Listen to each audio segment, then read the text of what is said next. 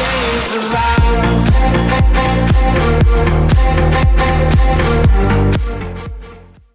Hello and welcome to the Tottenham America channel. Today, we will be rating every player's performance from Tottenham Hotspur's shocking 3-3 draw with Southampton in the Premier League. Before we get started, make sure you like and subscribe to the channel. Comment down below what you rated these players and what your thoughts were from this game. We'll start with goalkeeper Fraser Forster. I'm going to give him a 7.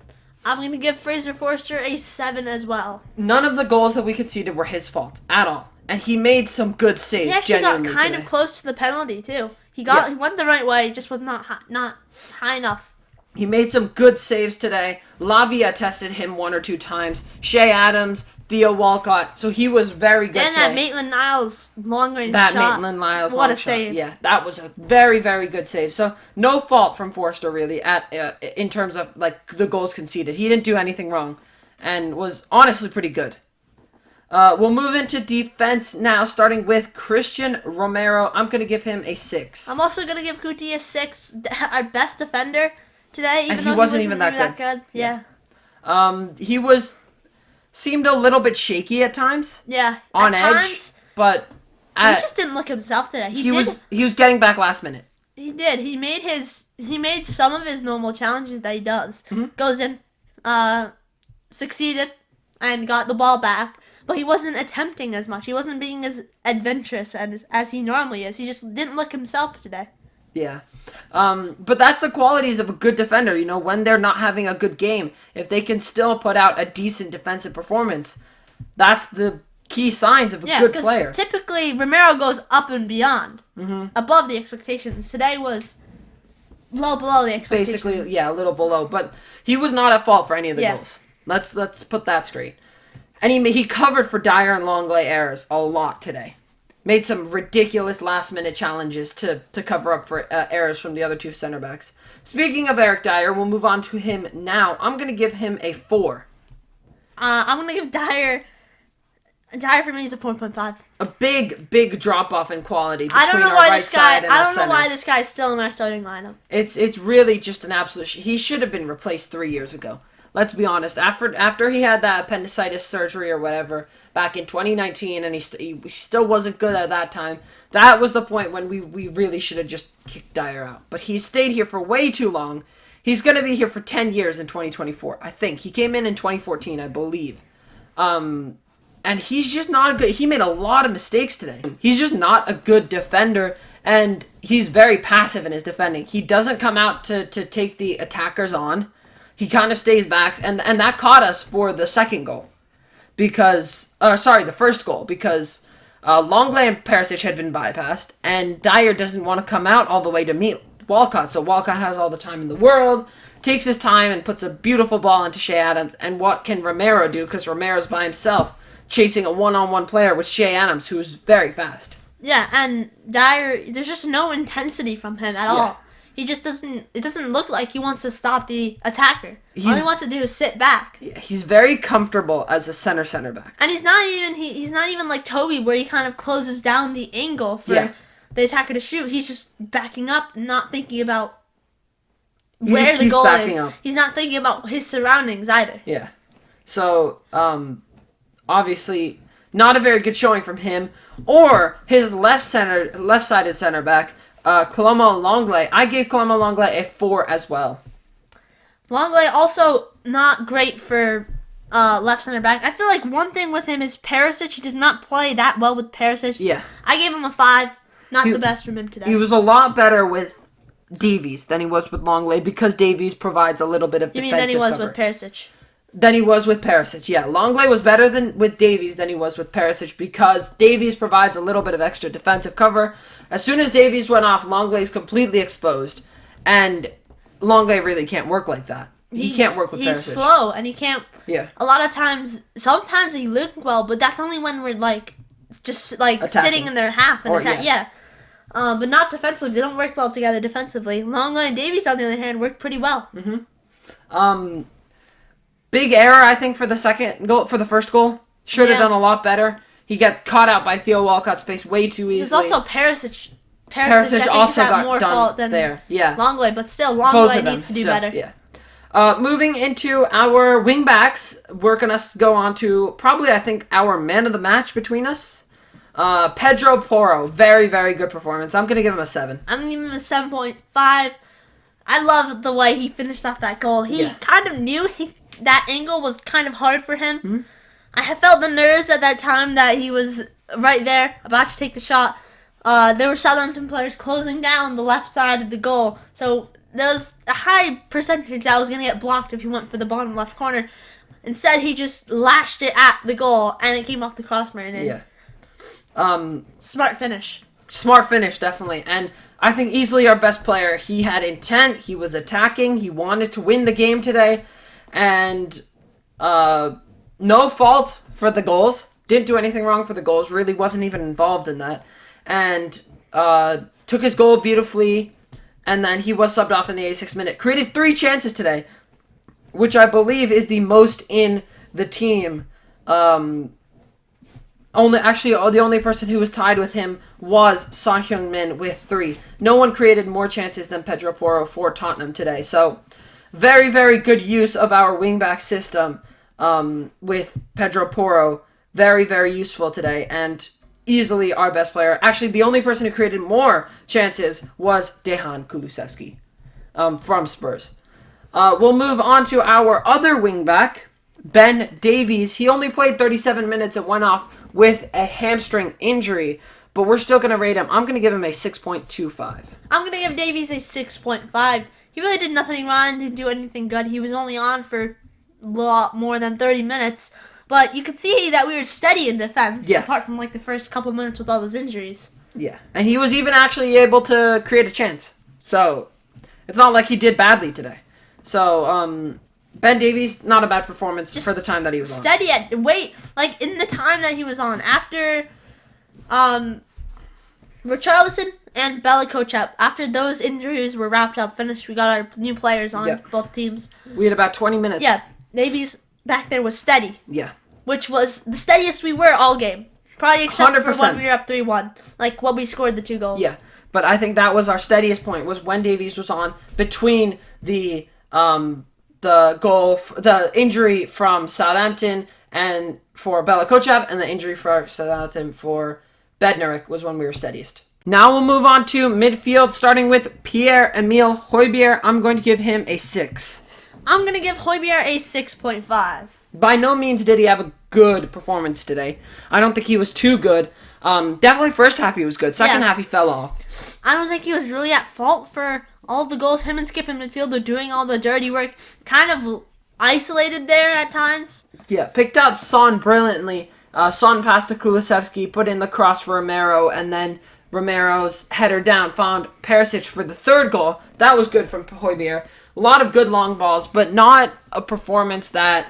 not like a top-tier performance from him. Yeah, not a performance he should be proud of. He could have done a lot better to control midfield, especially when Southampton's fans were really pushing them on. We could not control midfield. Southampton had all the momentum. Yeah. And that's really where it fell apart for us. And Hojbjerg and Skipp dropped intensity. They were definitely fatigued at the end of the game. Yeah, that was probably the point where we lost it completely. I think especially Skipp, because we know Hojbjerg can, most of the time, hold out these 90 minutes. He's played 90 minutes so consistently. I think especially Skipp, though, who we're moving on to next. Yeah, we'll move on to Oliver Skipp. Now I'm going to give him a 5.75. I'm going to give Oliver Skipp a 6. I thought Skipp was okay. On the ball, he was a bit shaky. I think he lost the ball once or twice in pretty bad areas. And Southampton could have scored. They had big opportunities, but Skipp recovered with a good sliding tackle. So off the ball, he was fine. Yeah. On the ball, he was a little shaky, and that, I think, worried us at times. Yeah, and he also, like I said earlier, he got very fatigued by the end of the match. Yeah. Which really, ultimately, hurt us. Lost us the game. Yeah, it hurt us at midfield. We lost that midfield. We didn't lose us the game, but we lost momentum and we lost control of the game. Yeah, let's say that it was a combination of Skipp and Hojbjerg finding fatigue, and the fact that Southampton brought on a very, very good player in Kamaldeen Sulemana, who completely took grasp of that midfield. Same thing with Carlos Alcaraz. He did very good in midfield, taking control of that. So that kind of overpowered us in midfield. We tried to retaliate with Sarr, didn't work. And in the end, that's how Southampton came back into the match with those substitutions. Let's move on to our front three, but we're not going to rate Richarlison today because he was off after 5 minutes. So we'll rate Kane and Son, starting with Harry Kane, who scored a goal. I'm going to give him a 6. I'm going to give Harry Kane a 6.5. The goal was quite a simple header for him. Yeah. But at other times, I was quite disappointed with how selfish he was in attack. I thought he was pretty bad in the first half. Yeah. I thought he was very average. We know he's a striker. Strikers are selfish, and that's a normal thing for strikers to do, to be selfish.